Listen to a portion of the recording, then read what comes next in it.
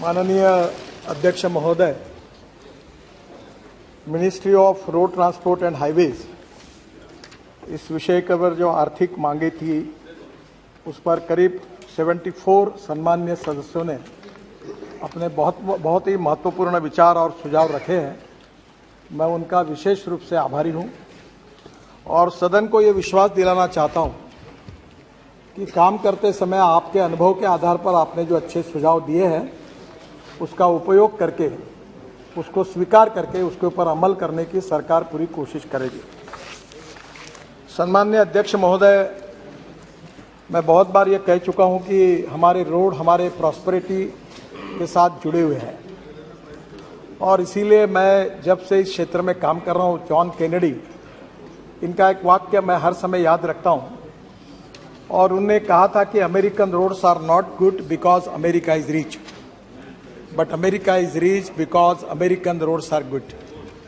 और मैं इसी बात पर भारत को आत्मनिर्भर भारत बनाने का, सुखी समृद्ध संपन्न शक्तिशाली हिंदुस्तान बनाने का जो संकल्प प्रधानमंत्री मोदी जी ने किया है, उसके आधार पर मैं इस सदन को विश्वास दिलाना चाहता हूं कि 2024 समाप्त होने के पहले हिंदुस्तान का रोड इंफ्रास्ट्रक्चर अमेरिका के बराबर होगा, ये विश्वास मैं दिलाना चाहता हूं। और मुझे पता है कि इसके कारण रोजगार भी निर्माण होगा, इसके कारण ग्रोथ भी होगी, इसके कारण एम्प्लॉयमेंट पोटेंशियल भी बढ़ेगा, इसके कारण एग्रीकल्चर ग्रोथ भी बढ़ेगी और उसके साथ टूरिज्म भी बढ़ेगा। फारूक साहब, मैं आपको अनुरोध करूंगा, केवल जम्मू कश्मीर में हम 60,000 करोड़ के काम कर रहे हैं। अभी जो झोजिला टनल बन रही है, मैं पहली बार मुझे सौभाग्य मिला कि आपका कश्मीर में जन्नत है, कितना सुंदर है। और कारगिल के नीचे पहाड़ी पर ऊपर बाबा अमरनाथ का वो दिखता था और वहां से मैं टनल का निरीक्षण कर रहा था।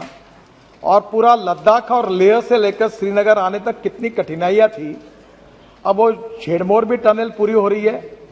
जोजिला टनल में इस समय 1000 लोग अंदर जाकर काम कर रहे हैं -8 डिग्री में, और 2026 का काम पूरा होने की डेट थी।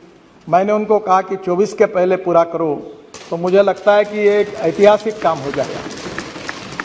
लद्दाख और लेह में आने के पहले अगर हम शिमला से हम लोग अगर मनाली तक जाते हैं तो मनाली में हमारी टनल बनी है, अटल टनल। पहले 3.5 घंटे लगते थे, अब 8 मिनट में जा रहे हैं। और वहां से अटल टनल से निकलने के बाद हिमालय के ऊपर से वही इतना सुंदर है जो तो मैं अपने आंखों में पूरी तरह समा नहीं सका कि पूरे वहां 4 टनल बना रहे हम लद्दाख लेह पर आने के लिए, रोड बना रहे, पूरा काफी बना है।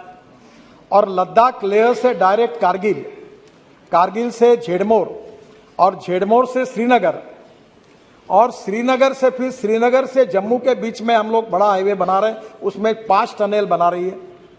काफी कुछ काम पूरा हुआ है। और आज मुझे बताते हुए खुशी हो रही सम्माननीय अध्यक्ष महोदय कि वहीं ये जब टनल हमारी यहां से श्रीनगर से हम जम्मू की तरफ जाएंगे तो उसके बीच में कटरा के पहले हम जो दिल्ली से कटरा, दिल्ली अमृतसर कटरा एक्सप्रेस हाईवे का काम शुरू हो गया है। अब कश्मीर के भी काम अवार्ड हो गए हैं और वहां से लेकर हम कटरा से पूरा श्रीनगर से वापस हम अमृतसर के द्वारा दिल्ली आएंगे और दिल्ली मुंबई को हाईवे को लग जाएंगे। तो मैं आपको ये विश्वास दिलाना चाहता हूं कि लद्दाख और लेह से हम लोग श्रीनगर आने के बाद श्रीनगर से डायरेक्ट वहां से निकलकर हम मुंबई चले जाएंगे। और मैं आपको विश्वास दिलाता हूं कि ये साल समाप्त होने के पहले मेरी कोशिश होगी कि श्रीनगर से आप 20 घंटे के अंदर मुंबई पहुंच जाओगे, ऐसा काम हो। हमारे लिए खुशी की बात है कि दिल्ली से जयपुर 2 घंटे में, दिल्ली से हरिद्वार 2 घंटे में, दिल्ली से देहरादून 2 घंटे में, दिल्ली से जयपुर 2 घंटे में, दिल्ली से अमृतसर 4 घंटे में और दिल्ली से मुंबई 12 घंटे में इसी साल हम दिसंबर के पहले कर सकेंगे। आज हमारे देश में केवल यहां काम हो रहा ऐसा नहीं है। हम लोग चेन्नई से बेंगलोर का रोड बना रहे हैं, वो भी 2 घंटे में हो जाएगा। काफ़ी लंबी लिस्ट है, पर मैं सम्मान्य सदस्यों को ये विश्वास दिलाना चाहूँगा कि राष्ट्रीय महामार्ग के ऊपर 2014 में हमारी सरकार आई। मैं निरंजन जी आपको कोई कॉन्ट्राडिक्ट नहीं कर रहा हूँ, केवल वस्तुस्थिति बता रहा हूँ। ये झोजिला टनल थी, ये इसका मंजूरी आपके सरकार ने दी थी। बाद में इसके बाद 4 बार टेंडर हुआ। एक बार टेंडर आया तो एक ही टेंडर आया, रिजेक्ट किया गया। दूसरे बार टेंडर आया तो आईएलएफएस को मिला, वो आईएलएफएस की हालत खराब होगी तो टेंडर टर्मिनेट हो गया। तीसरे बार टेंडर आया, उसमें भी अड़चन आई क्योंकि 12,000 करोड़ कॉस्ट बढ़ गई। फिर कैबिनेट में जाना पड़ा। तो मेरे समझ में नहीं आया कि ये कॉस्ट क्यों बढ़ रही है। और मैं केवल, ये मेरा श्रेय नहीं है, मेरे हमारे अधिकारियों का है। और दिल्ली में एक एसोसिएम करके एक संस्था है जो उद्योग और व्यवसाय में काम करती है, उनको मैंने कहा कि आप इसके ऊपर एक दिन का वर्कशॉप लीजिए। और नॉर्वे से लेकर दुनिया के सब लोगों को बुलाया और टेक्निकल और फाइनेंशियल क्वालिफिकेशन के बारे में, ना मैं चार्टर अकाउंटेंट हूँ ना मैं इंजीनियर हूँ, पर मुझे वर्ली बांद्रा सी लिंक मुंबई में बना, एक्सप्रेस हाईवे बना, थोड़ा अनुभव था। तो मैंने कहा ये टनल की कॉस्ट एग्जैगरेटेड है, इसके टेक्निकल क्वालिफिकेशन बदले। और उसमें इंडियन कॉन्ट्रैक्टर को इनकरेज किया गया। 12,000 करोड़ की एस्टिमेट कॉस्ट थी। और आज मुझे बताते हुए एक खुशी हो रही है, हमारे यहाँ तो अभी तो मैं 50 लाख करोड़ के काम कर चुका हूँ। और इस सदन को विश्वास के साथ नम्रतापूर्वक बताना चाहता हूँ, यहाँ तो थोड़ी भी गड़बड़ हुई तो तुरंत आपको पता चल जाता है। आपको 50 लाख करोड़ में एक भी कॉन्ट्रैक्टर ऐसा नहीं मिलेगा कि उसको अपना कॉन्ट्रैक्ट मंजूर करने के लिए कभी मंत्री को मिलना पड़ा, ऐसा एक भी नहीं मिलेगा। आपको कोई ध्यान में आएगा तो मुझे बता दो। Transparent, time bound, result oriented and corruption free. और आपको मुझे बताते हुए खुशी हो रही है, इस देश के इस टेंडर में जिस कंपनी ने कॉन्ट्रैक्ट जीता, 5 लोगों ने टेंडर भरे, कंपटीशन हुई और हैदराबाद की एक मेधा इंजीनियरिंग करके कंपनी है, उन्होंने काम लिया। और फारूक साहब, इस एक ही काम में हमारी सरकार ने एस्टिमेट कॉस्ट से 5,000 करोड़ रुपए की बचत की और ये करके दिखा 5,000। तो मैं आपको निश्चित रूप से ये बताना चाहूंगा कि आज हमने गंगा पर कितने पुल बना रहे, जितने मांगते उतने बना गए। यानी स्वाधीनता के बाद जब तक हमारी सरकार नहीं आई, उतने ब्रिज गंगा पर थे, उतने हमारे 7 साल में ललन सिंह जी बैठे हैं, जो बोलते हैं वो मंजूर करा के हमने सब मंजूर करके दिए। ब्रह्मपुत्रा के ऊपर भी अभी तक ये बहुत, ब्रह्मपुत्रा तो सागर ही है और उसमें भी आपके यहाँ जितने मांगे उतने, जिसका आपने कल माजोली का उल्लेख किया, मेरे से गलती हो गई। मैं सोनवाल जी के प्रचार में आया था माजोली, और वो सोनवाल जी मुख्यमंत्री थे और मुझे हाथ दबा दबा कर हेलीकॉप्टर पर, आप एक ही करो, आप बोल दो। तो मैंने बोला अरे मुझे कुछ मालूम नहीं कॉस्ट कितनी है क्या है, तुम मुझे कर रहे हो जबरदस्ती। बोले आप बोल दो, मैं चुनाव जीतूंगा नहीं तो मैं हार जाऊंगा। ये लोग नाराज हैं। उसने मुझे इमोशनल, अब ब्लैकमेलिंग शब्द बराबर नहीं है, पर इमोशनल हाथ दबाकर थोड़ा सा ऐसा डरा दिया कि मैं पब्लिक मीटिंग में गया और मैंने कहा कि माजोली का पुल हम बना देंगे। जैसे मैं आया दिल्ली तो मेरे अधिकारी ने बताया कि सर आपको पता है ये ब्रिज कितने कीमत का है? बोला कितना? बोले 6,000 करोड़ का। तो मेरा एकदम डाउन हो गया। मैं बोला 6,000 करोड़ एक ही ब्रिज के लिए कैसे देना? और आपको बता दो अध्यक्ष महाराज, ये कितना अच्छा काम हुआ। हमने एक नई टेक्नोलॉजी लाई। वैसे भी स्टील और सीमेंट का 40% हम कंज्यूम करते हैं और मार्केट में भाव बढ़ाते जा रहे हैं। मेरा तो बात चल जाए तो मैं स्टील और सीमेंट का उपयोग ही खत्म कर दूंगा रोड से, ताकि ये घूमते रहे। क्यों हमने क्या किया कि ये जो ऑस्ट्रेलिया, अपना सिंगापुर में और मलेशिया में एक टेक्नोलॉजी आई, ये जो 2 बीम दिख रहे हैं आपको, इसमें मेट्रो में सब जगह पर डिस्टेंस होता है 30 मीटर। और अभी हमने ये तय किया कि वहां जो टेक्नोलॉजी आई है, ये 2 पियर के बीच का डिस्टेंस 120 मीटर तक हो सकता है, क्योंकि ऊपर का जो बीम डालते हैं उसका कास्टिंग स्टील फाइबर में होता है। और अध्यक्ष महाराज हमने वो मैंडेटरी किया और टेक्नोलॉजी नहीं लाई। वर्ल्ड की जितनी अच्छी टेक्नोलॉजी वो लाने की कोशिश करे वो हमने स्वीकार की। और फिर ये माजोली आइलैंड का टेंडर निकाला।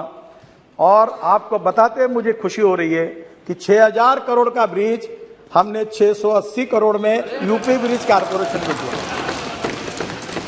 और यूपी ब्रिज कारपोरेशन अभी वहां काम कर रही है, और शायद मैं इस साल में एक साल में उसके उद्घाटन के लिए आ जाऊंगा। तो अध्यक्ष महाराज, हमारी कोशिश यही रही कि कॉस्ट ऑफ कंस्ट्रक्शन को कम करना और क्वालिटी ऑफ कंस्ट्रक्शन को इंप्रूव करना। और ये करते समय कभी कभी बहुत लोगों ने चिंता जताई कि एनएचआई का क्या होगा, बहुत कर्जा आया है। मैं आपको बताता हूं, कभी कुछ पूरा सच बताने में मेरी इसलिए अड़चन है कि अगर ये मैं कभी बताऊंगा तो आप उस दिशा से अगर मेरे ऊपर अगर आर्गुमेंट करने लगे तो मैं अड़चन में आ जाऊंगा। ये मेरा सौभाग्य रहा कि देश का पहला बीओटी प्रोजेक्ट, मैं महाराष्ट्र में मंत्री था तो मुझे करने का सौभाग्य मिला, ठाणे भिवंडी बाईपास। तो ठाणे भिवंडी बाईपास बनाया तो उसमें पहला टोल प्रोजेक्ट हुआ। अब ये खुशी से नहीं हुआ अध्यक्ष महाराज, ये मजबूरी है। मजबूरी है कि इतना बड़ा इंफ्रास्ट्रक्चर करने के लिए सरकार के पास पैसे नहीं है, और पैसे नहीं है तो इसके ऊपर दो उपाय कि चुपचाप बैठो, और नहीं तो कुछ दूसरे मार्ग से पैसे लाओ। अब इसमें नुकसान नहीं है। जैसे अभी दिल्ली से मेरठ 4.5 घंटे लगते थे, अब 18 लेन का रोड बना है अक्षरधाम के सामने, आप लोग रोज उसका अनुभव करते हो। अभी पहले मुझे याद है कभी मैं जाता था उधर से तो ऐसा लगता था कि कभी जाना नहीं चाहिए, पर अध्यक्ष महाराज आज दिल्ली से मेरठ 40 मिनट में आते हैं। और अभी मैं जब मेरठ गया था तो मुझे मेरठ के लोगों ने बताया कि हम 35 मिनट में आधा, तो हम तो गवर्नमेंट गाड़ी में जाते तो 80-90 की स्पीड में होती है। तो उन्होंने मुझे कहा कि अब तो हम लोग कैनॉट प्लेस जाते हैं, आइसक्रीम खाते हैं और वापस आते हैं, यानी इतनी कनेक्टिविटी बढ़िया। आप मुझे बताइए 4.5 घंटे अगर गाड़ी चलेगी तो जितना पेट्रोल डीजल जलेगा वो 40 मिनट में बचत हो जाएगी, वो पैसे में हम टोल लेते हैं। अब ये जो श्रीनगर में दिल्ली से 8 घंटे में आप जाएंगे, अभी आज तो मुझे लगता है कि 8 भी नहीं 30 घंटे में भी जाना मुश्किल है। तो स्वाभाविक रूप से इसका सबसे बड़ा फायदा हुआ कि ये 22 ग्रीन हाईवे जो बना रहे हैं हम लोग, इंडस्ट्रियल कॉरिडोर बना रहे हैं। अध्यक्ष महाराज, देश की सबसे बड़ी समस्या अगर कोई है तो लॉजिस्टिक कॉस्ट है।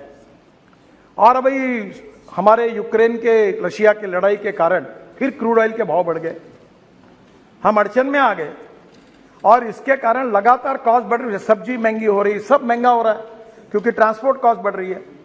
और वर्ल्ड में चाइना की लॉजिस्टिक कॉस्ट 8 से 10% है, अमेरिका की लॉजिस्टिक कॉस्ट 12% है, यूरोपियन कंट्रीज की 12% है, और हमारे यहाँ एक ट्रक यहां से निकलता तो मुंबई जाने के लिए 50 घंटे लगते हैं। अब अध्यक्ष महाराज, दिल्ली और मुंबई हाईवे बनने के बाद एक कार से 12 घंटे में जाएगा और ट्रक 22 घंटे में जाएगा, तो आधे से ज्यादा अगर समय बचेगा, मशीन कम होगी तो डीजल जो है वो भी कम होगा, तो लॉजिस्टिक कॉस्ट कम होगी। तो हम लोग जो पोर्ट कनेक्टिविटी जो हमने नोट्स निकाले हैं, वो गतिशक्ति में भी 800 नोट्स निकाले हैं। केवल डिस्ट्रिक्ट को 4 लेन से नहीं जोड़ रहे, पोर्ट्स को जोड़ रहे, इंडस्ट्रियल कॉरिडोर, इंडस्ट्रियल क्लस्टर को जोड़ रहे, फिशिंग के लिए जोड़ रहे, एग्रो प्रोसेसिंग इंडस्ट्री को जोड़ रहे। तो स्वाभाविक रूप से मैं विश्वास दिलाता हूं कि प्रधानमंत्री जी का जो आत्मनिर्भर भारत का सपना है वो पूरा करना होगा तो एक्सपोर्ट को बढ़ाना होगा, इंपोर्ट को कम करना होगा। एक्सपोर्ट को बढ़ाना होगा तो इंटरनेशनल मार्केट में हमको वायबल होना पड़ेगा, कॉम्पिटिटिव बनना होगा, और कॉम्पिटिटिव बनना होगा तो उसके लिए हमको लॉजिस्टिक कॉस्ट को कम करना होगा। और इसलिए ये जो रोड इंफ्रास्ट्रक्चर खड़ा हो रहा है, जिसका उल्लेख सम्मान्य सदस्यों ने किया था कि आज देश का 70% गुड्स ट्रैफिक रोड पर है और 90% पैसेंजर ट्रैफिक रोड पर है। पर मैं आपको विश्वास के साथ बताना चाहता हूं कि जो नए एनएच बन रहे, ग्रीन एक्सप्रेस हाईवे बन रहे, ग्रीन एक्सप्रेस हाईवे का मतलब यह है कि पुराने रोड को हमने छोड़ दिया।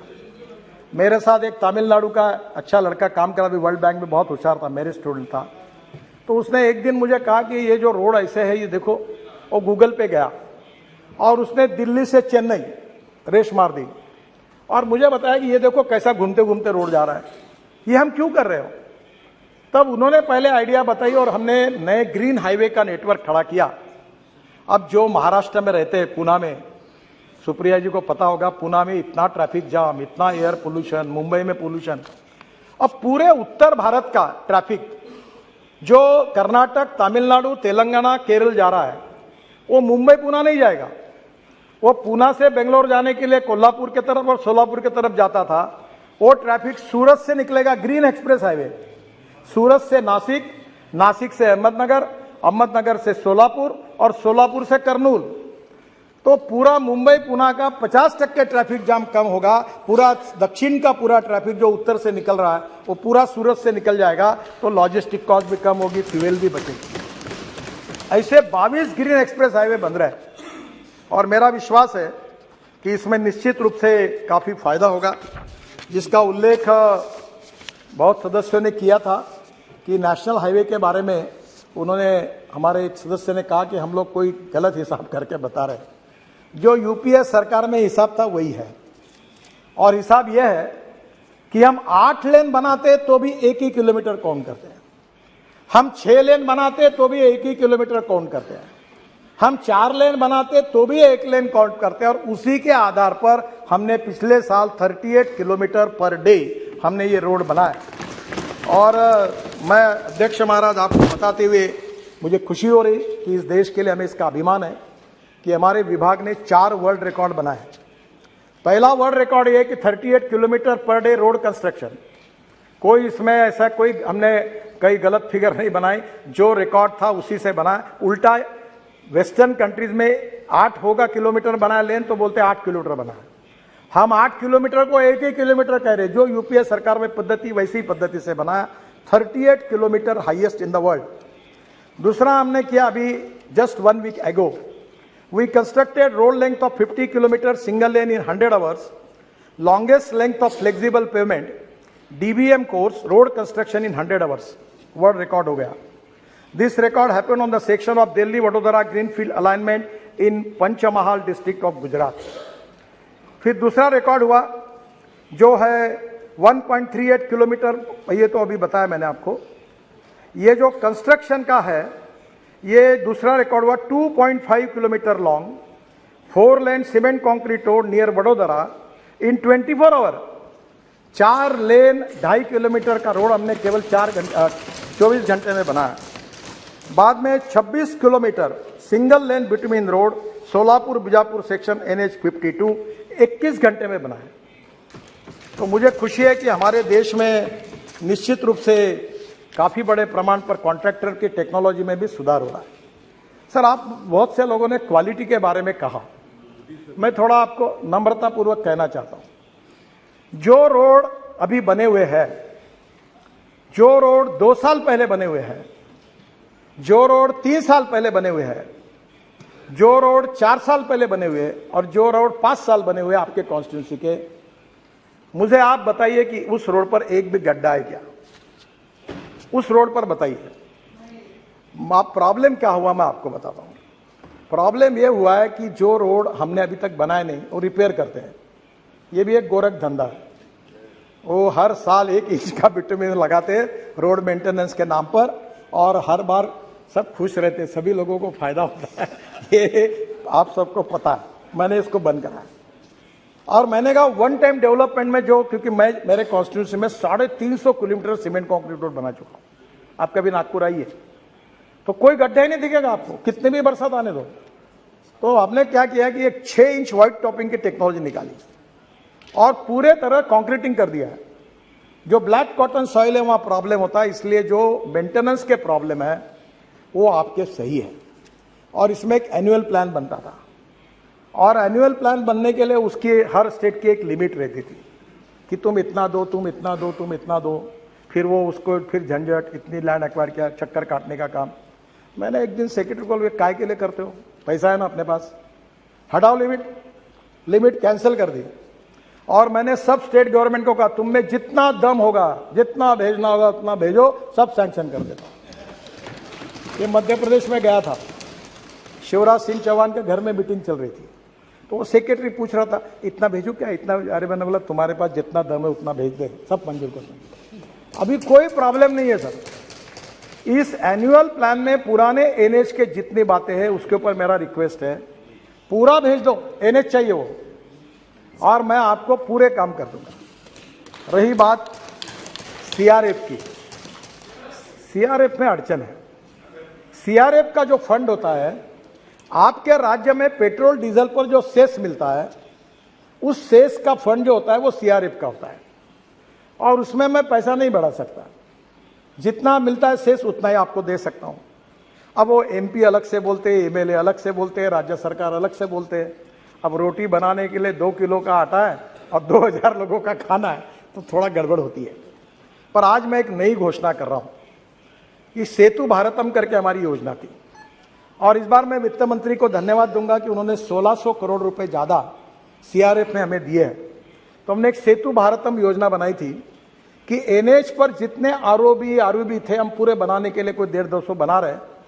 अब उसी सेतु भारतम योजना को मैंने ये 1600 करोड़ ऐड करके दिए, और ये रेलवे और हमारे काम जो चलते प्रपोजल आते आते तो 1:6 क्या 1:8 किया तो भी फर्क नहीं पड़ता, क्योंकि ये करते करते बहुत टाइम लगता है।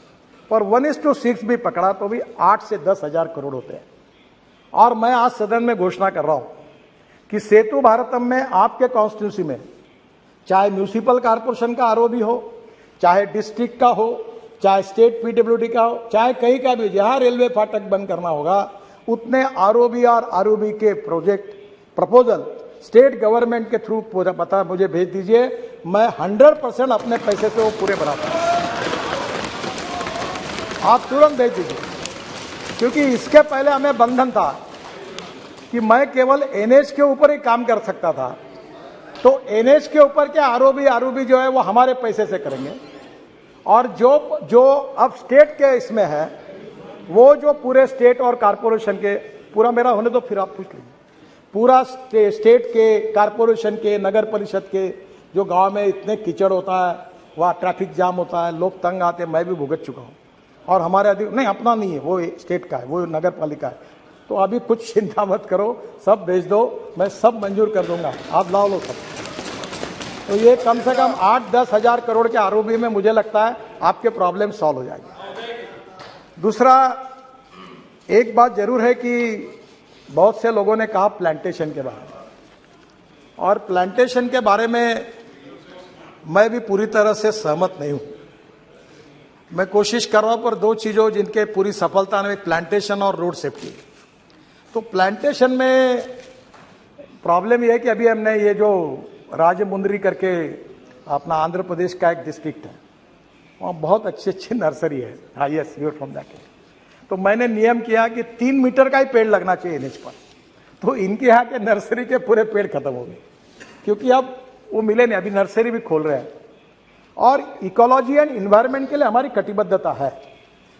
और मैं ये कंस्ट्रक्शन में काम करते हुए अब मैं समझ गया हूं कि झाड़ पेड़ को काटना ठीक नहीं है, और इसलिए सुप्रीम कोर्ट ने 4 धाम के प्रोजेक्ट में हमें परमिशन दी है। अब हम कोर्ट में मामला जीत गए, बद्रीनाथ, केदारनाथ, गंगोत्री, यमुनोत्री को जोड़ने के लिए।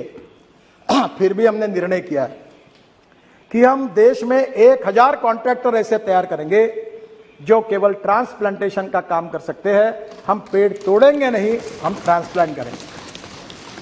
अध्यक्ष महाराज, आपको कभी समय मिलेगा तो हम एक स्टेट ऑफ आर्ट प्रोजेक्ट, एक एयरपोर्ट के पीछे द्वारका एक्सप्रेस हाईवे कर रहे हैं सर। 30,000 करोड़ का प्रोजेक्ट है 10 किलोमीटर में, और वो जो प्रोजेक्ट है वहां हमने 12,000 ट्री को, मैंने आग्रह से कहा नहीं तोड़ना, ट्रांसप्लांट सक्सेसफुली किया है। इसमें अलग अलग प्रकार की टेक्नोलॉजी है, और निश्चित रूप से इस देश में 1000 कॉन्ट्रैक्टर ऐसे तैयार करेंगे, पर पेड़ उनको पैसा देंगे, और इसके बाद पेड़ काटेंगे नहीं, ट्रांसप्लांट करेंगे। यही कोशिश हम करेंगे, ये मैं आपको बताना चाहता हूं। सर, एक बात रोड सेफ्टी की है, मुझे आपका भी सहयोग चाहिए। बहुत दिनों में आप लोगों ने भी उल्लेख किया कि वर्ल्ड में जाने के बाद 11% वर्ल्ड के एक्सीडेंट कहाँ होते हैं, तो हिंदुस्तान में होते हैं। मरने वाले लोग ज्यादा कहाँ है, तो हिंदुस्तान में। 5 लाख एक्सीडेंट होते, 1.5 लाख लोगों की मौतें होती है। अब मुझे बताइए, 3 लाख लोग दिव्यांग बन जाते हैं, हाथ पैर टूट जाते हैं, 3% जीडीपी का नुकसान होता है, और ये बहुत ही क्लेशदायक है। इसमें रोड इंजीनियरिंग का भी कारण है। मैं अपने डिपार्टमेंट की जिम्मेदारी लेता हूं। ब्लैक स्पॉट्स, आपने सही कहा, ये डीपीआर बनाने में क्वालिटी अच्छी नहीं है, और इसलिए रोड सेफ्टी को ध्यान में लेकर मैंने कहा ये डीपीआर वाली आउटडेटेड सिस्टम को बंद करो, और पीएमसी, प्रोजेक्ट मैनेजमेंट कंसल्टेंसी लाओ, और इसको प्रोफेशनल। इस समय जो वर्ल्ड के कंसल्टेंट थे वो भाग गए हमारे यहां से, तो मैंने हमारे अधिकारियों को पूछा कि तुम्हारा हार्ट ऑपरेशन करना है तो टेंडर निकाल के कारपोरेशन के हॉस्पिटल में क्यों नहीं जाकर अपना ऑपरेशन करते हो? तब आपको ऑपरेशन करना होता है तो आपको अच्छा डॉक्टर चाहिए। डीपीआर बनाते समय लोएस्ट आता है उसको, तो वो जो सब घटिया काम करता है।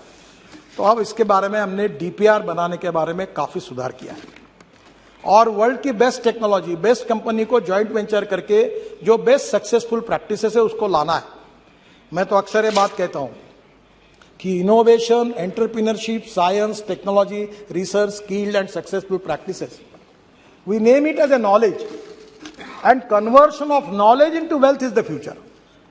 और इसलिए टेक्नोलॉजी में हमारे इतना लोग काम कर रहे हैं, आईआईटी अच्छा काम कर रहे हैं, हमारे इंजीनियर्स अच्छा काम कर रहे हैं, हमारे स्टार्टअप अच्छा काम कर रहे हैं।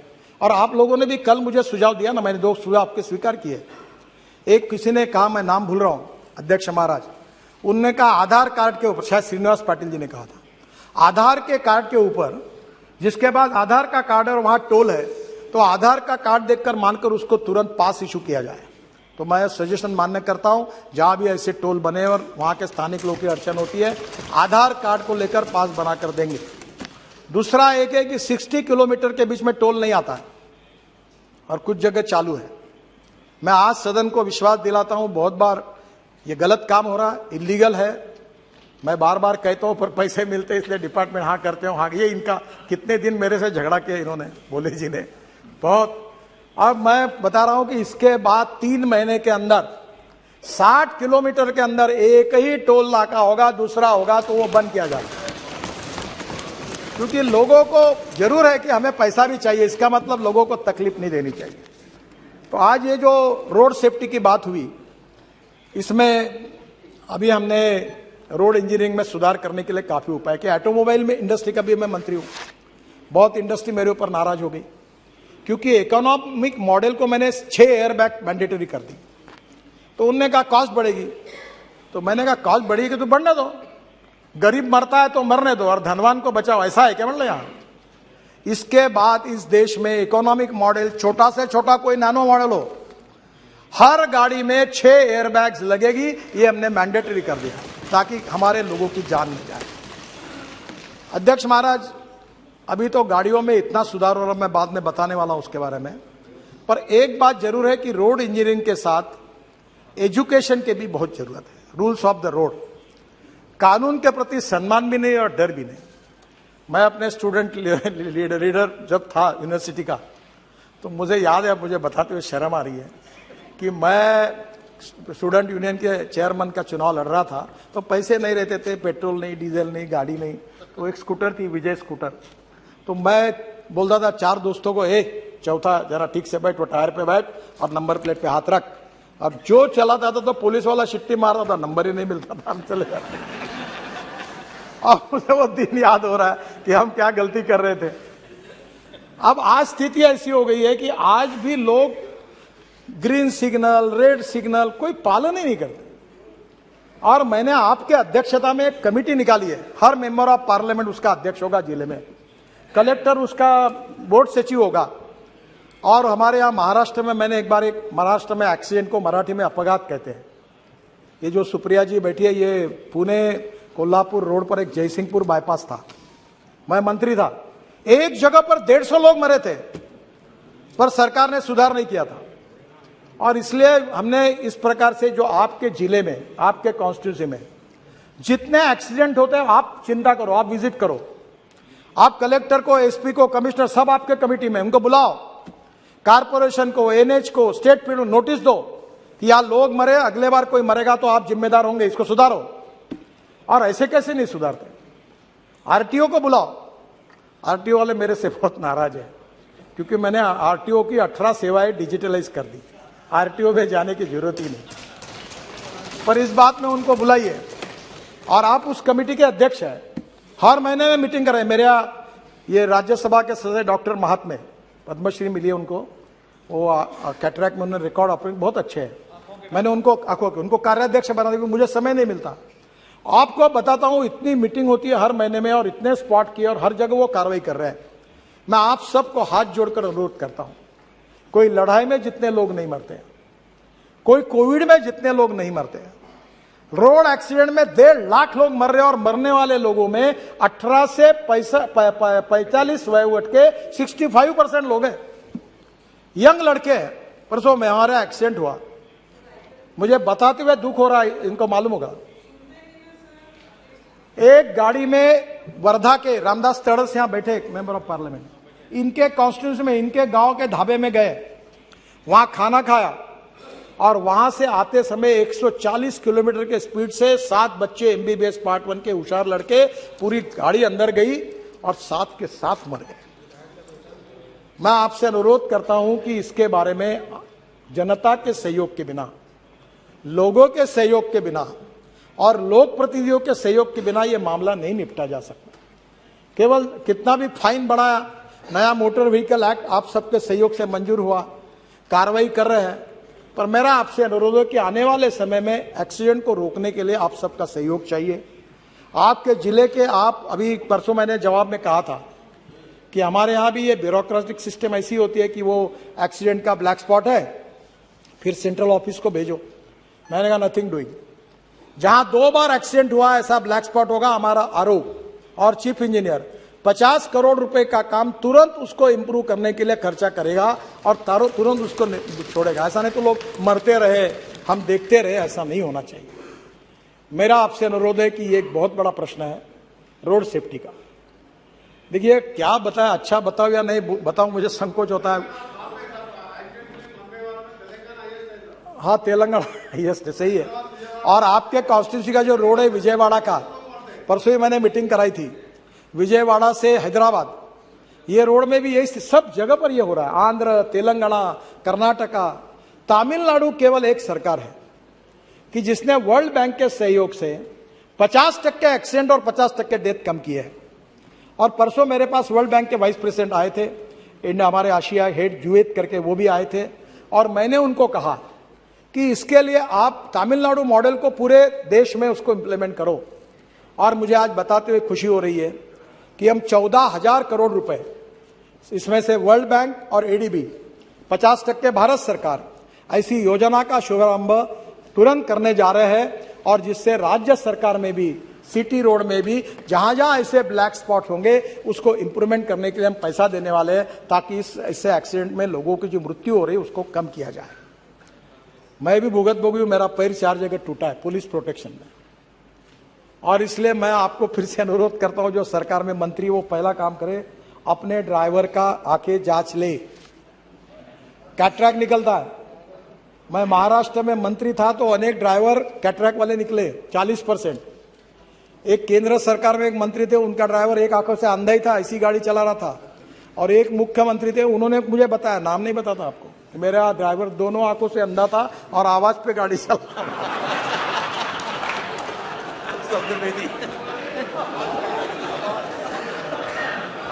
अब मैं आपसे अनुरोध करता हूं, आप जितने लोग हैं सर, पहले अपने गाड़ी के ड्राइवर का आंखों की जांच अच्छे डॉक्टर से कराइए। पीने वाला नहीं चाहिए, पीने वाला तो बिल्कुल नहीं चाहिए।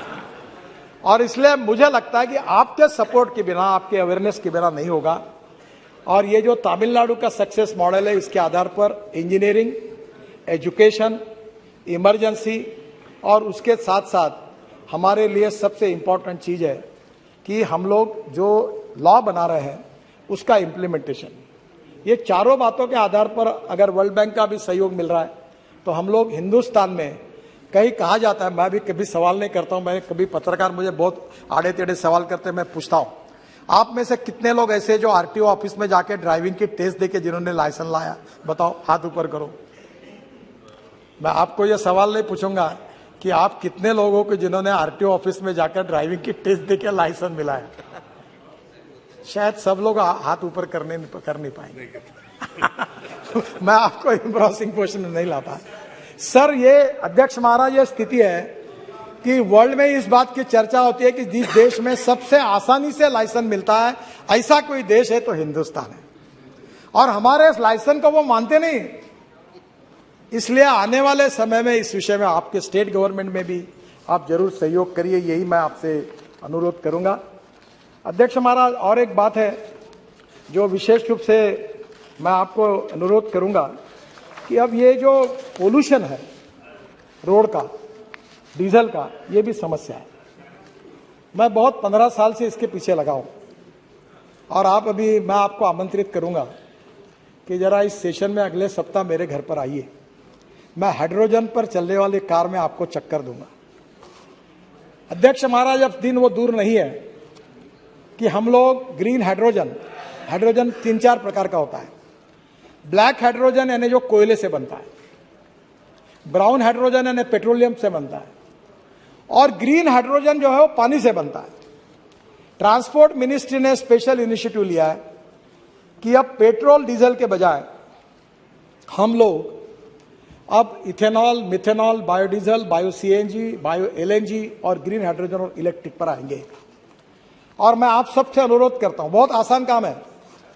आपके हर जगह पर नगर पालिका और महानगर पालिका में गंदा पानी है, सीवेज वाटर।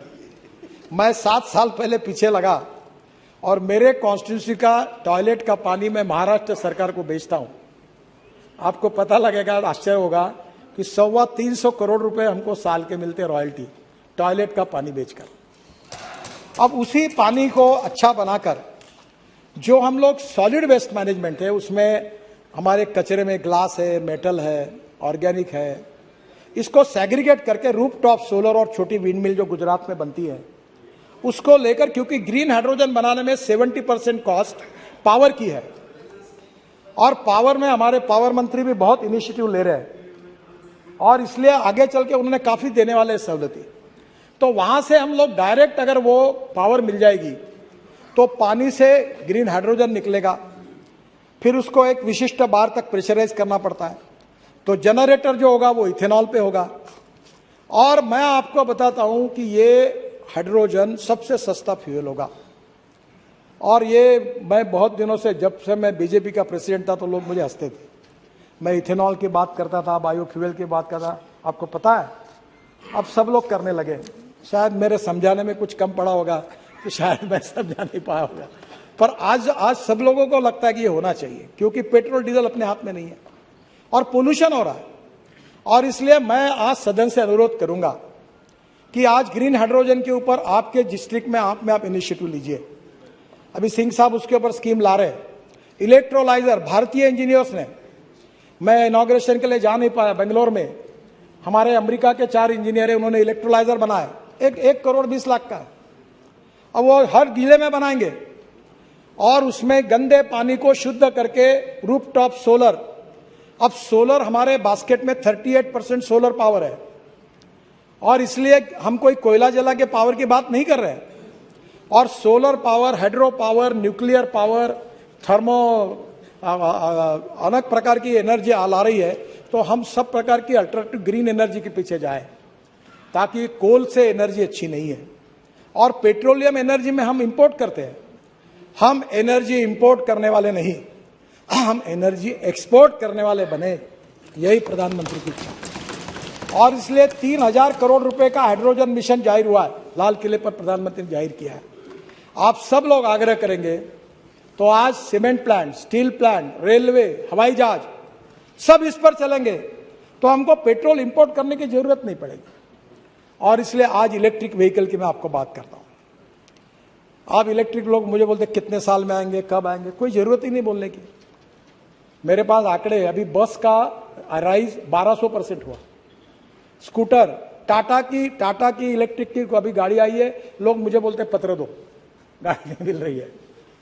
आपको बताता हूं, इलेक्ट्रिक की आज से मैक्सिमम 2 साल के अंदर पेट्रोल की स्कूटर, मोटरसाइकिल, पेट्रोल की ऑटो रिक्शा और पेट्रोल की कार, इसके बराबर इलेक्ट्रिक की कार, स्कूटर, ऑटो रिक्शा की कीमत होगी।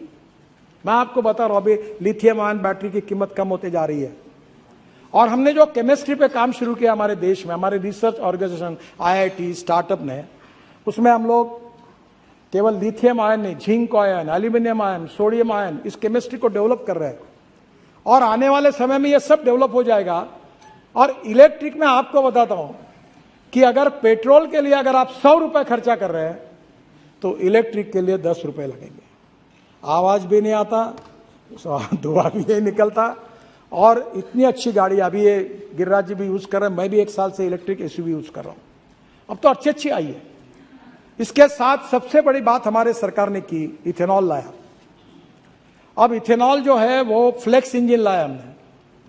फ्लेक्स इंजन की एडवाइजरी इशू की है टोयोटा, सुजुकी और हुंडई, तीनों ने भी एक्सेप्ट किया है कि 6 महीने के अंदर गाड़ियां आएंगी। और अभी टीवीएस और बजाज और हीरो तीनों की मैंने लॉन्च भी कर दी स्कूटर।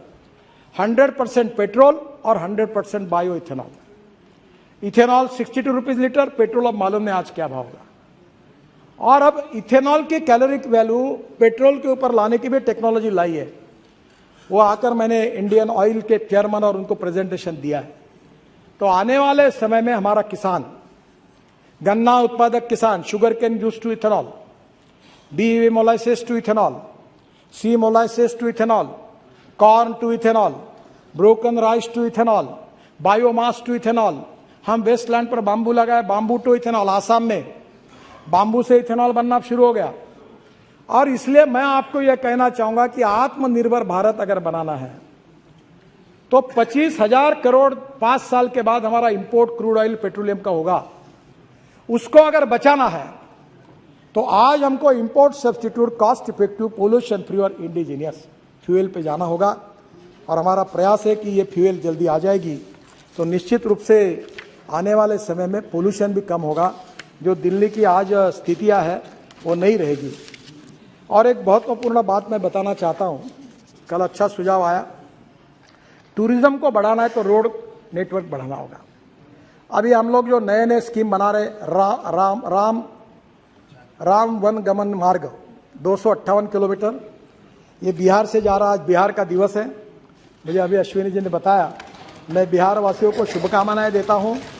और आज कह रहा हूं कि ये जो मार्ग है 258 किलोमीटर 5,000 करोड़ का, ये मैक्सिमम बिहार से जा रहा है। मैं बिहार की जनता को बहुत बहुत बधाई देता हूं। ये 5,000 करोड़ का है, काम शुरू हो गया।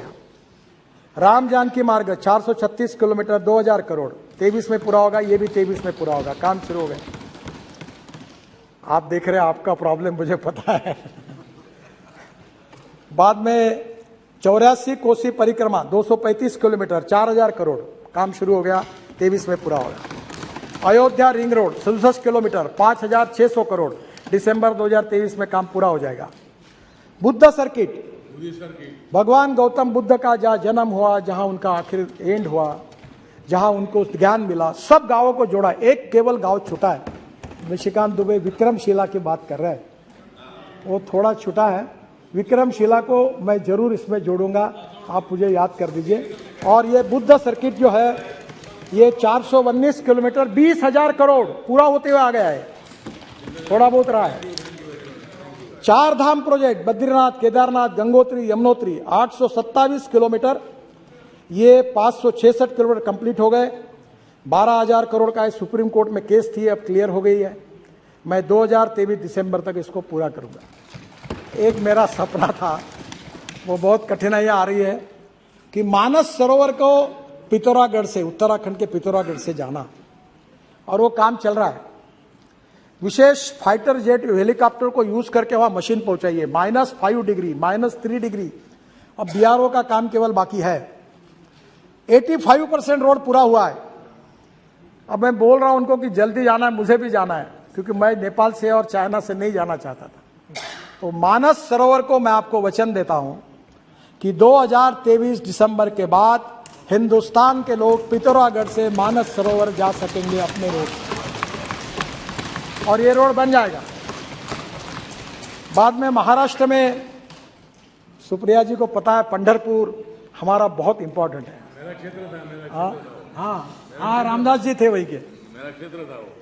तो पालखी मार्ग तुकाराम महाराज और ज्ञानेश्वर महाराज, देव और आळंदी को पंढरपुर से जोड़ने वाला 365 किलोमीटर 5,000 करोड़, काम जोरों में शुरू है। निश्चित रूप से 23 के पहले पूरा हो जाएगा।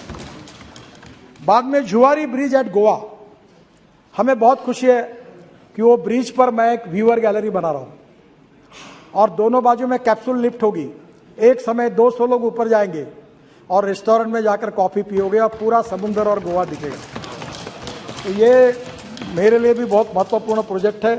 केबल स्टेट ब्रिज है, स्टेट ऑफ आर्ट है। अभी आप गोवा जाओगे तो आप देखोगे बहुत सुंदर है।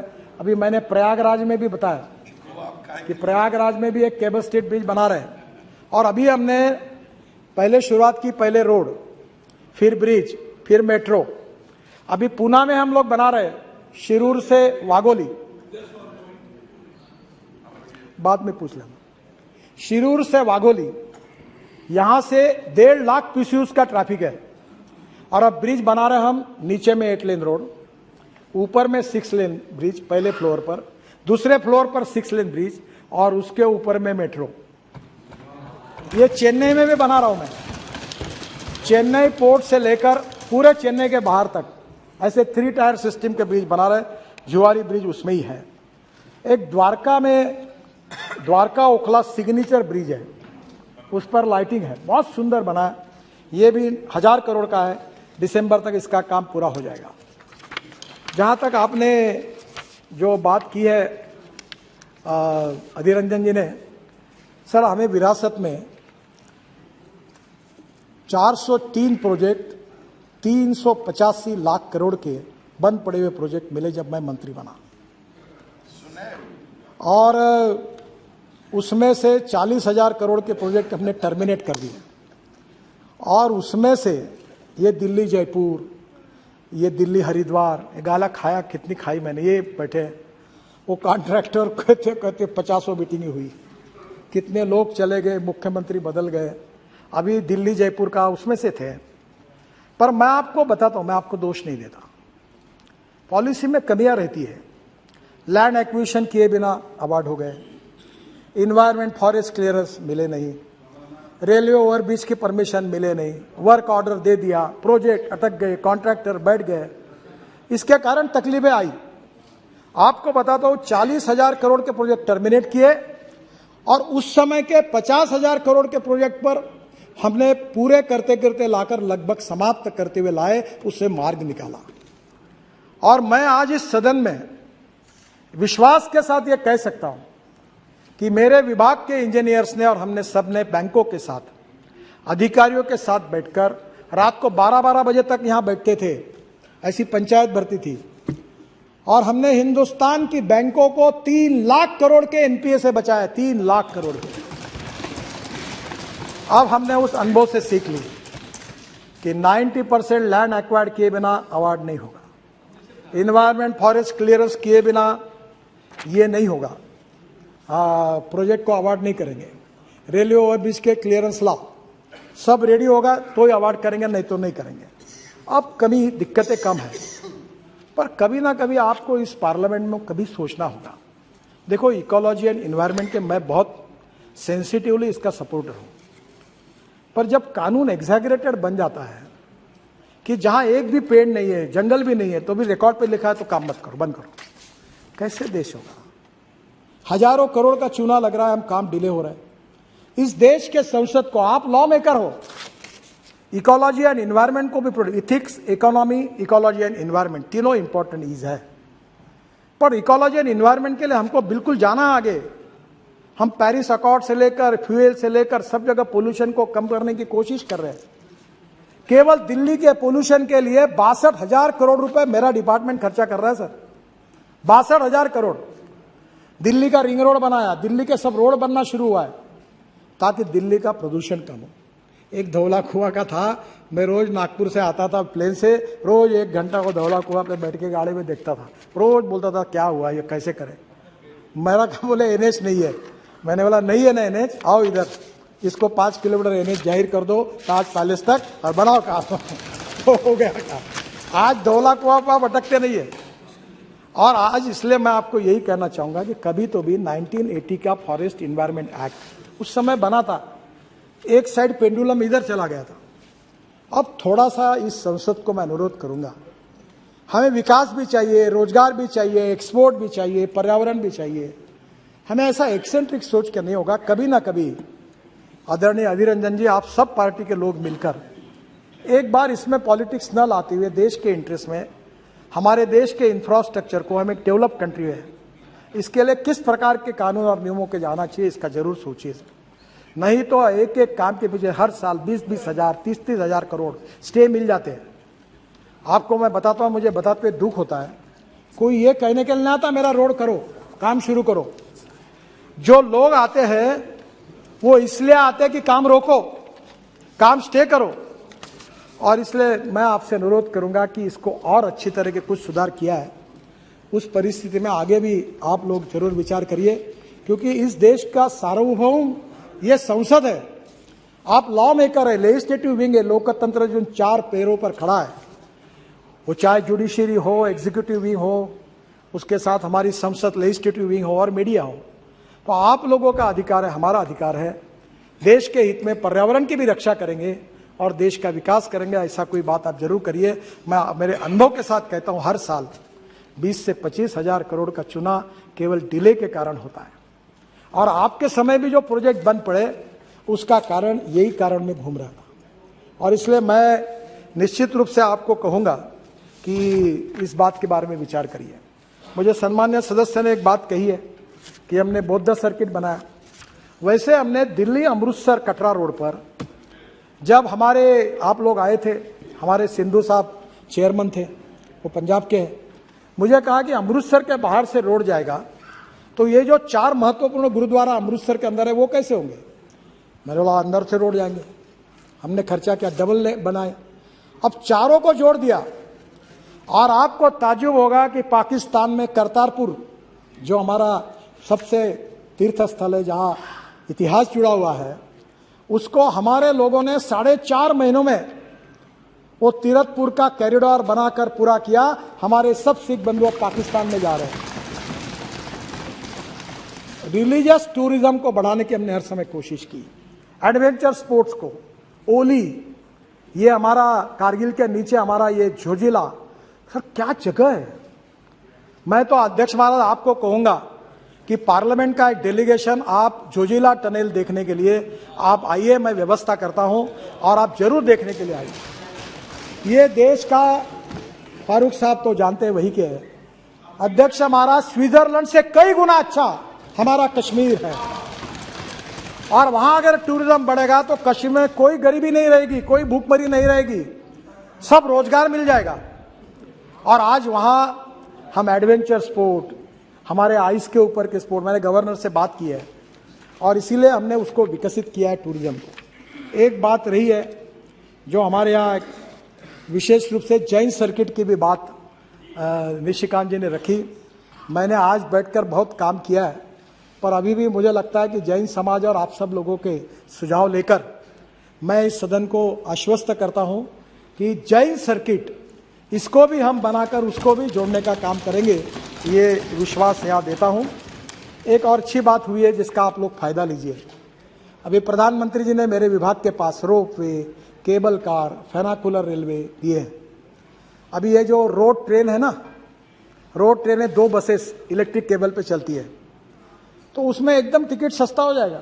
ये ट्राम जो थी आपकी कलकत्ता की, वैसी वो टायर पर चलने वाली बस है। रोप वे, केबल कार, कल मेरे यहाँ प्रेजेंटेशन है डॉफलवेयर कंपनी का, हवा में उड़ने वाली, हवा में चलने वाली, 250 लोग बैठकर उड़ने वाली बस तैयार की उन्होंने। ये देश, दुनिया बदल रही है।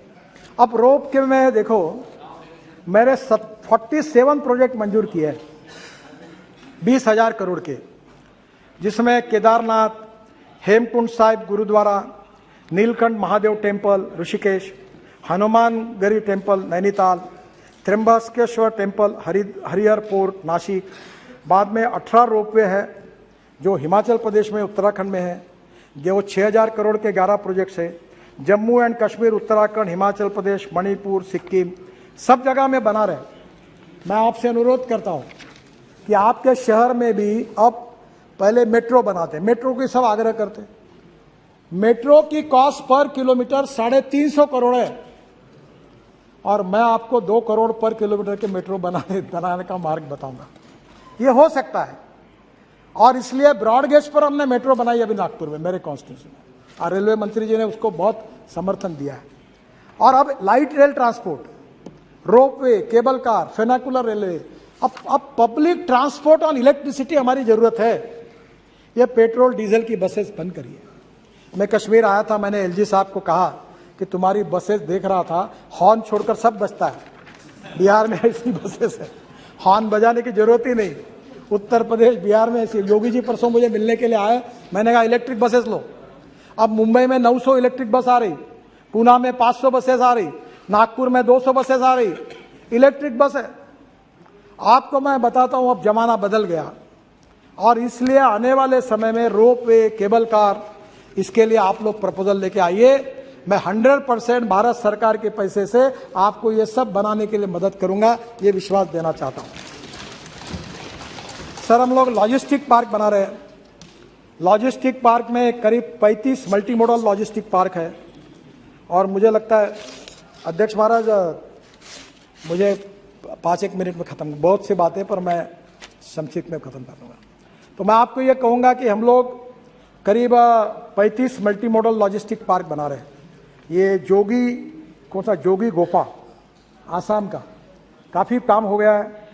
इसके साथ हम चेन्नई में बना रहे हैं, वर्धा में बना रहे हैं, पूना में बना रहे हैं। हमारा मॉडल बहुत सिंपल है, लैंड राज्य सरकार दे, बाकी खर्चा हम करेंगे और रोड के बाजू में लॉजिस्टिक पार्क बना देंगे, pre cooling plant, cold storage सब बना के देंगे। मैं निश्चित रूप से आपको इस बात का अनुरोध करूंगा। अब रोड के बाजू में, मैं रोड बनाने के पहले जमीन का रेट होता है 25 लाख। आजकल मुझे बहुत लोग मिलने के लिए आते हैं, बोलते हैं आप मेरे मित्रों एक काम करो। मैंने बोला क्या? बोले रोड की अलाइनमेंट बताओ कहाँ से जा रही। मैंने बोला तुमको क्या करना है? बोले तुमने अलाइनमेंट बताने के बाद मैं जमीन खरीद लूंगा। तो मैंने बोला तुमको क्यों बताऊंगा? अब मैं आपको कह रहा हूं कि राज्य सरकार को कहो। मैंने अभी हरियाणा के सरकार को कहा कि गुड़गांव, नोएडा, अब ये सब पैक हो गए। मैंने बोला एक्सप्रेस हाईवे के बाजू में नया गुड़गांव बनाओ, नया नोएडा बनाओ, बिहार में, पटना में, इधर हम नए industrial clusters, food park, resident नए बना सकते हैं। नई मुंबई पैक हो गई, पूरी खत्म हो गई। और इसलिए आने वाले समय में रोड नेटवर्क जो ग्रीन हाईवे बना रहे हैं, उसके बाजू में logistic park, smart city, smart villages बन सकते हैं। और इसके लिए भी मैं सदन को अनुरोध करूंगा कि इसमें आइए। इसमें warehousing and storage, container yard, cold storage, packaging, custom clearance, direct connectivity to the ports, ये सब होगा और मुझे लगता है कि इसमें बहुत अच्छा फायदा होगा। कुछ सदस्यों ने पोर्ट के बारे में कहा है, ये बहुत जरूरी है। सागर माला, मैं जब शिपिंग मंत्री था तो 16 लाख करोड़ की योजना थी, 8 लाख करोड़ के काम हो गए और 800 करोड़ का सरकार का बजट था। आप बोलोगे कैसा काम हुआ? तो पैसे की कोई कमी नहीं।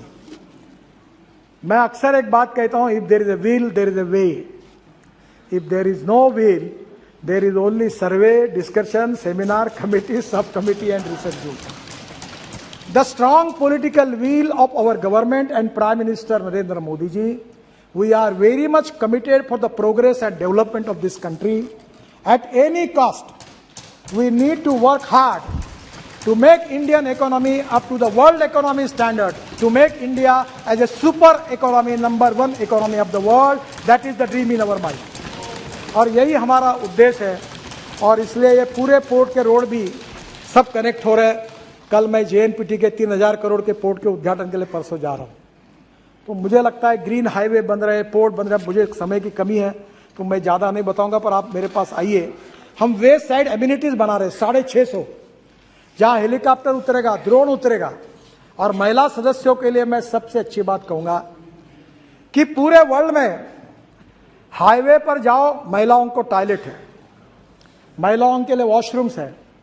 अगर छोटा बच्चा है तो उसको दूध पिलाने के लिए स्पेशल रूम है। हिंदुस्तान में एक भी जगह नहीं है। हमने ये मैंडेटरी किया है और आज मुझे बताते खुशी हो रही है कि हर 40 किलोमीटर पर ट्रॉमा सेंटर बनाएंगे, कुछ ट्रॉमा बता रहा वो भी आवश्यक।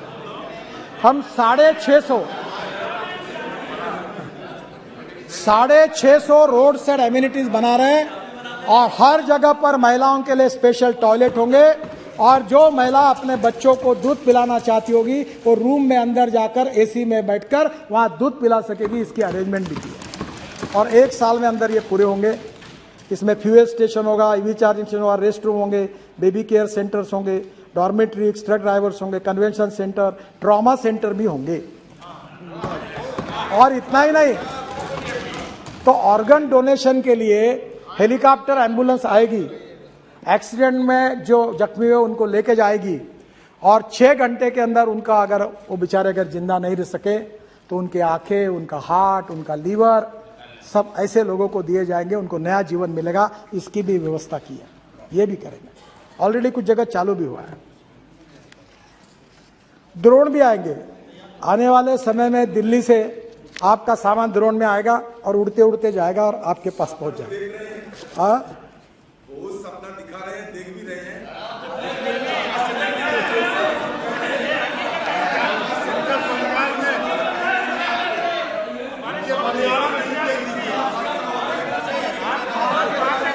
मौत की तादाद बढ़ रहे हैं। आप जरूर ये मानिएगा कि मौत की तादाद बढ़ रही है, ट्रॉमा सेंटर ना होने के चलते, गोल्डन आवर की सुविधा उपलब्ध ना होने के चलते। ये आपको मानना पड़ेगा। ये पहली बात तो ऐसी है कि आज सुविधाएं नहीं है।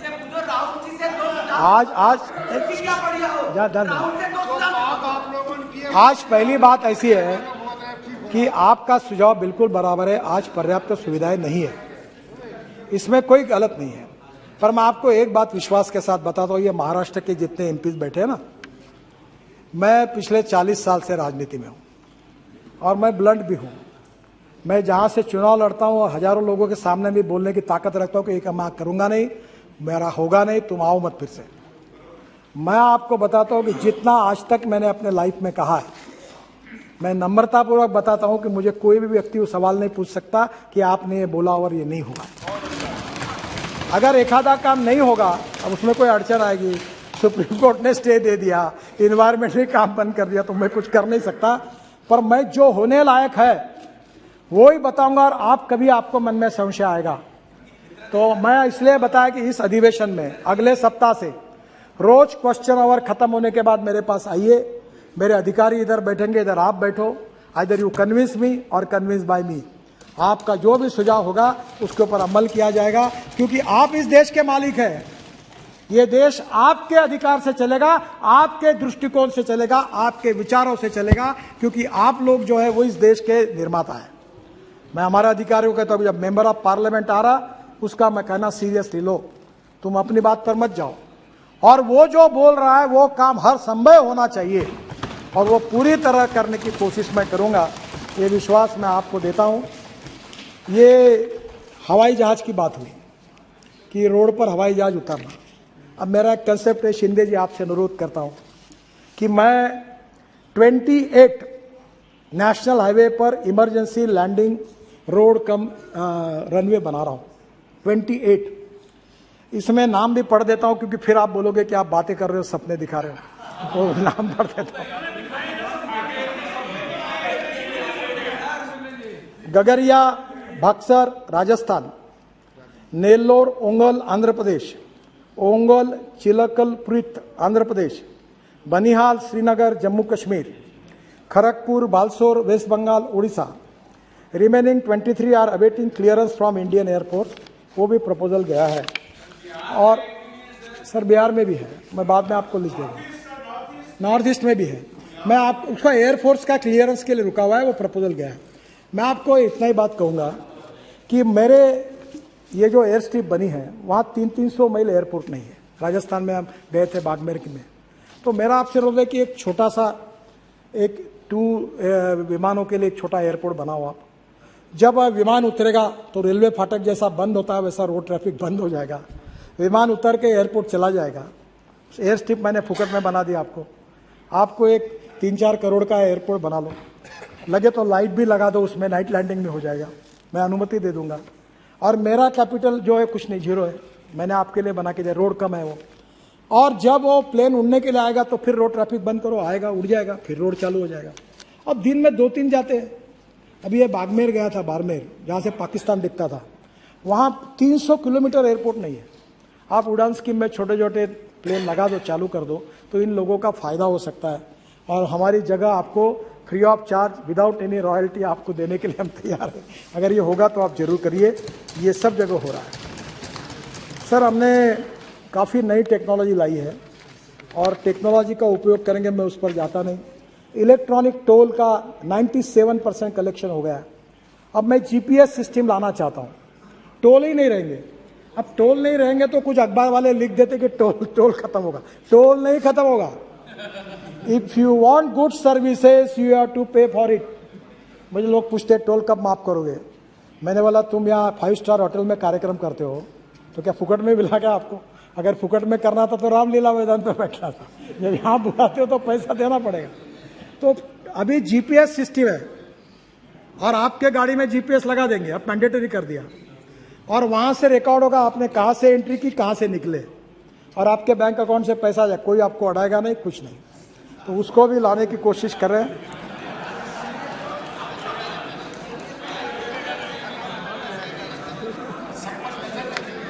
सर ये डिजिटल हाईवे हम बना रहे हैं, ट्रैफिक कंजेशन के लिए काम कर रहे हैं। अभी टीओटी है, टीओटी के बाद टोल ऑपरेट ट्रांसफर, फिर हम लोग इन्विट कर रहे हैं। अब इन्विट में मुझे आपका सहयोग चाहिए। मैं अब इस देश के गरीब लोगों के पैसे से हाईवे बनाना चाहता हूं। हमारे पास पैसे की कोई कमी नहीं है। आप में जितना दम होगा उतने रास्ते मांगो, मैं सब कर दूंगा। मार्केट से खड़ा होगा पैसा।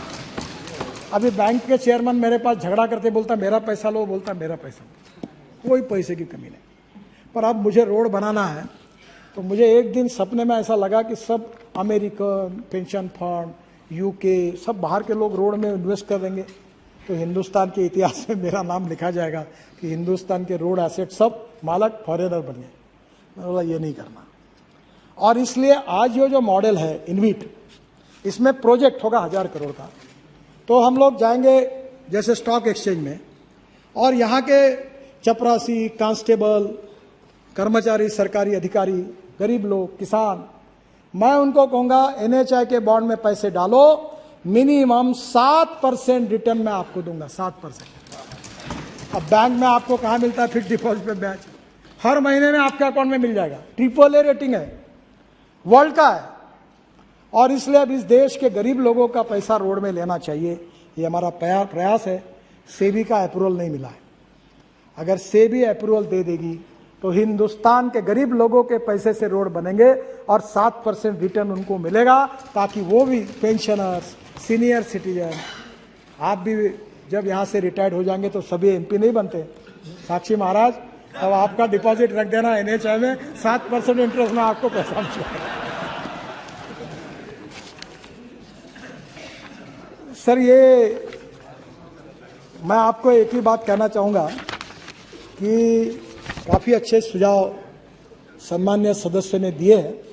सबके सुझाव के जवाब भी लेकर मैं आया हूँ, पर समय की कमी है और आपने दिया हुआ समय अब मेरा समाप्त हुआ है। मैं इतना ही अनुरोध करूँगा कि इसके बाद में भी आपके सुझाव जो भी देश के हित में है, सेक्टर के हित में है, आप कोई भी पार्टी के हो, हमारे प्रधानमंत्री जी ने कहा है कि सबका साथ, सबका विकास और सबका विश्वास, हम इसका अनुकरण करते। कभी हमने पॉलिटिकल पार्टी के डिस्क्रिप्शन के आधार पर कोई काम मंजूर किया या नामंजूर किया, ऐसा कभी नहीं किया।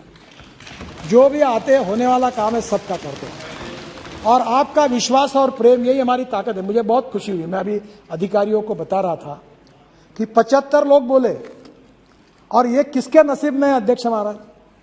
आज एक पार्टी वाला, पार्टी के अंदर ही तो एक दूसरे को पसंद नहीं करते लोग। यहाँ कोई कम्युनिस्ट पार्टी का है, कोई कांग्रेस पार्टी का है, कोई MIM का है, वो बेचारा आकर कहता है कि नहीं, खुश होता है।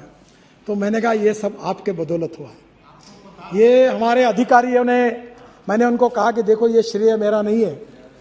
मैं अक्सर मैथमेटिक्स का एक इक्वेशन लोगों को बताता हूँ। मैं मैनेजमेंट का विद्यार्थी हूँ। A नाम के व्यक्ति ने A² काम किया और B नाम के व्यक्ति ने B² काम किया, तो total work is A² + B²। पर अध्यक्ष महाराज, इसमें सबसे बड़ी खूबी है, क्योंकि मैं पॉलिटिकल पार्टी का कार्यकर्ता भी हूं और पोस्टर चिपकाते हुए पार्टी का अध्यक्ष बना हूं, तो ग्रास रूट से आया हूं। तो मैंने एक बात सीखी है कि A + B ब्रैकेट में स्क्वायर, यानी come together, think together and work together, और human relationship is the biggest strength of politics and social work and business. तो मैंने हमारे अधिकारियों को कहा कि आप काम करो, और हमारी टीम काम कर रही है, आप सब काम कर रहे हैं, इसके कारण हमको श्रेय मिला है। आपकी अच्छी बातें जो है वो मेरा अकेले का श्रेय नहीं है। That credit goes two thousands of engineers and officers, day and night उन्होंने काम किया, उनको ही उतना ही श्रेय है। और इसलिए ये जो टीम वर्क है उसके लिए ये हमको सफलता मिली है। प्रधानमंत्री जी का यशस्वी मार्गदर्शन है। वित्त मंत्री जी ने हमको बहुत बजट बढ़ा कर दिया है और हमको बढ़ाने का हमें पैसे की कोई अड़चन भी नहीं है। तो स्वाभाविक रूप से हम इस देश को, जैसे मैंने पहले कहा था कि 24 दिसंबर के पहले हिंदुस्तान का रोड इंफ्रास्ट्रक्चर अमेरिका के बराबर होगा, यही हमारा प्रयास होगा। और ये करते समय आपके जो भी सुझाव होंगे, आपकी कहीं अगर टीका भी होगी, क्रिटिसिज्म भी होगा, तो भी उसका स्वागत करते हुए, उससे सीखते हुए हम आगे जाएंगे। मैं आप सबको बहुत बहुत धन्यवाद देता हूं और नम्रतापूर्वक अनुरोध करता हूं कि मेरे डिपार्टमेंट की ये जो मांगे हैं उसको आप पूरी तरह सपोर्ट करिए और उसका समर्थन करिए। और फिर भी कोई बात होगी तो मेरे चेंबर में आपका दरवाजा ओपन है, आप कभी भी आइए। आपका काम करने का हर समय हम प्रयास करेंगे। इसी विश्वास के साथ आपको बहुत बहुत धन्यवाद देते हुए मैं अपनी बात को समाप्त करता हूं। नमस्कार। N.K. Premchandan. Thank you very much, Speaker, sir. Sir, it is a wonderful performance by the Honorable Minister Sri Nitin Gadkari ji. We all extend our appreciation and congratulations to you for having the wonderful performance of the Ministry of Road Transport and Highways. Sir, but one suggestion I would like to present before you for and on behalf of the members of Parliament regarding the Central Road Fund. Sir, it is one of the privileges which is available to the members of Parliament so as to select the roads in the particular constituencies. It was the precedent. But unfortunately, nowadays it is not being followed as which was in the previous years. So our humble suggestion is high priority be given to the members of Parliament for selecting the roads under CRF. This is one of the sir, this is one of the rarest of the rare privileges available to the members of Parliament on CRF. Central Road Fund, I am talking on the Central Road Fund. So kindly give due preference and priority should be given to the members of Parliament in the selection of the roads. This is the humble suggestion which I would like to make. Sir, Speaker, sir, I have given notices. I have already moved cut motions numbers 13 to 22. Sir, it is not proper on my part to move cut motions when a minister is performing in such a way. So I seek the leave of the House to withdraw all the cut motions in my name. Thank you very much, sir. Hanuman Beniwal ji, cut motion पे कटौती प्रस्ताव दिया आपने। हाँ, और आधा minute धन्यवाद भी दे दूं। आपने क्या दिया ये भी पता है ना आपको?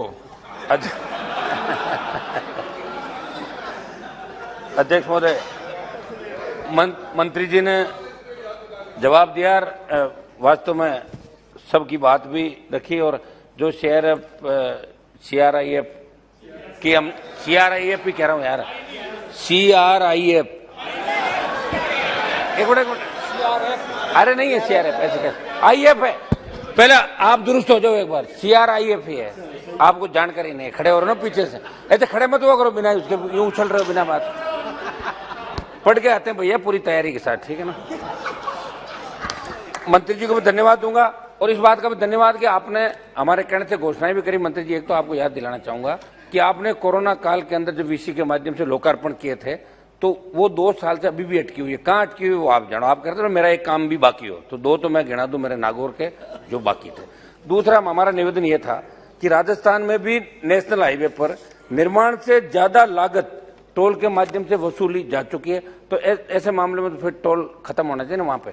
और मैं तो एक मांग ये भी करूंगा अध्यक्ष महोदय, क्योंकि मेरी पार्टी का एजेंडा है स्टेट के अंदर टोल मुक्त राजस्थान, टोल मुक्त भारत की बात हमने करी थी, उसमें भी आपको धन्यवाद और सांसदों का विशेष रूप से ध्यान रखें मंत्री जी। और मैंने जो कटौती प्रस्ताव दिए थे वो मैं वापस लेना चाहता हूं अध्यक्ष महोदय। कोमंती रेड्डी जी।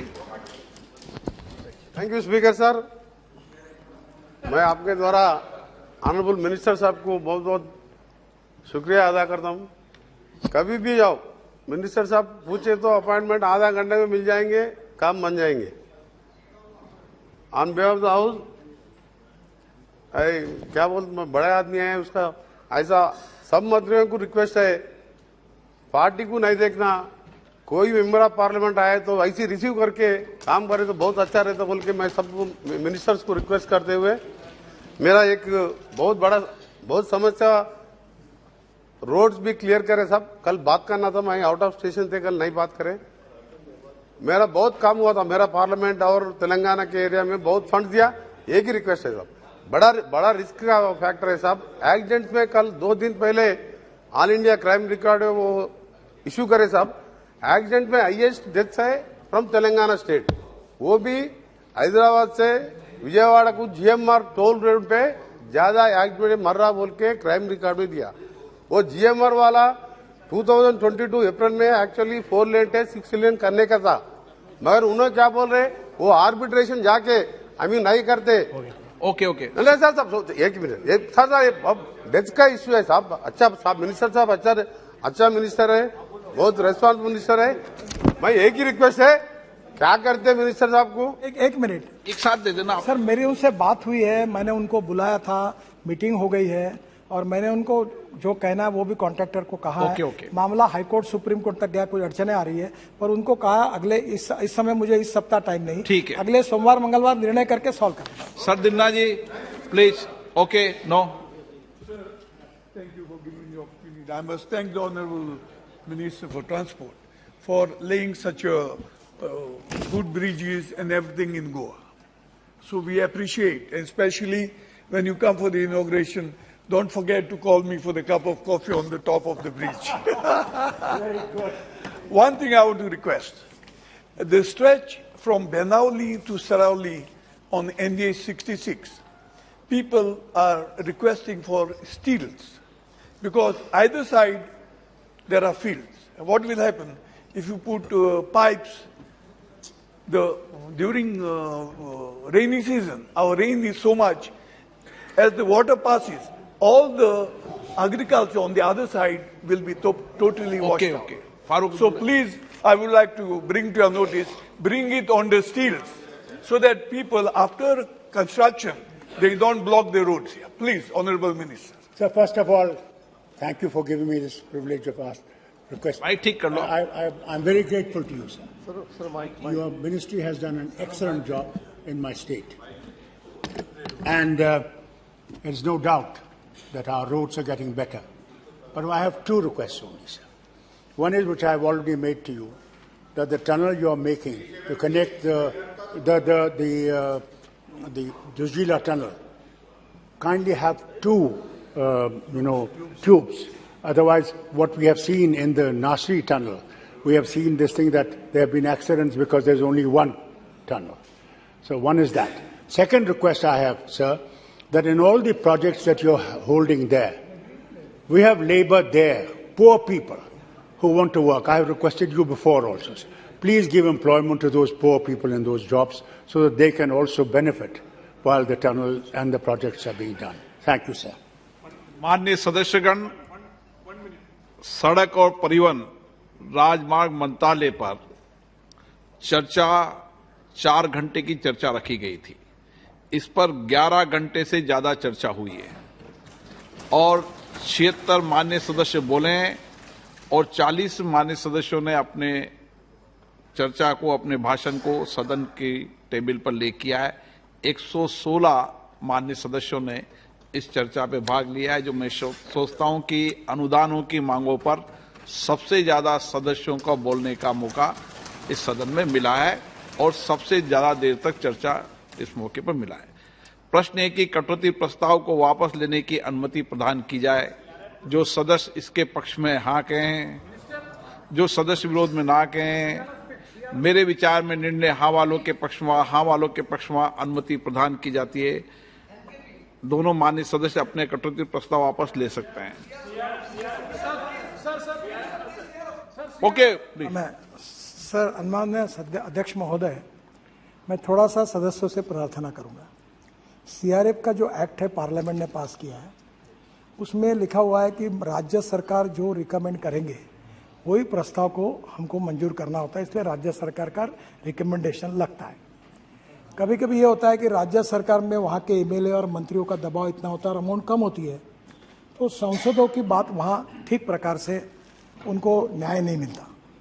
ये बात सच है और इसलिए मैंने फाइनेंस मिनिस्टर को ऐसा एक सुझाव दिया है, लिखा है उनको कि 50% काम जो होंगे वो संसद के रिकमेंडेशन से, जो स्टेट के होंगे, और 50% काम राज्य सरकार के रिकमेंडेशन से स्टेट में ही करना है।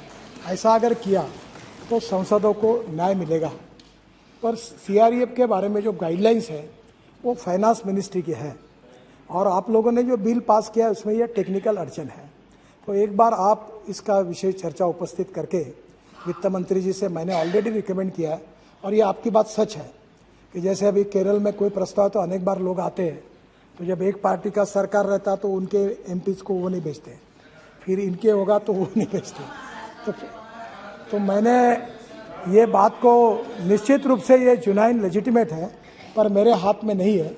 इसके बारे में वित्त मंत्री जी के द्वारा अगर वो गाइडलाइन आती है तो आप कर सकते हैं।